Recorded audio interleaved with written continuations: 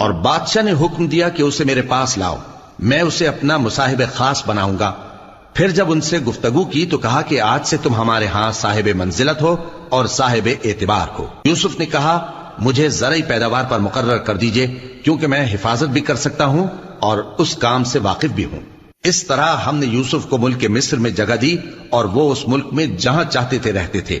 ہم اپنی رحمت جس پر چاہتے ہیں کرتے ہیں اور نیکوکاروں کے اجر کو ضائع نہیں کرتے، اور جو لوگ ایمان لائے اور ڈرتے رہے ان کے لیے آخرت کا اجر بہت بہتر ہے۔ اور یوسف کے بھائی کنعان سے مصر میں غلہ خریدنے کے لیے آئے تو یوسف کے پاس گئے، تو یوسف نے ان کو پہچان لیا اور وہ ان کو نہ پہچان سکے۔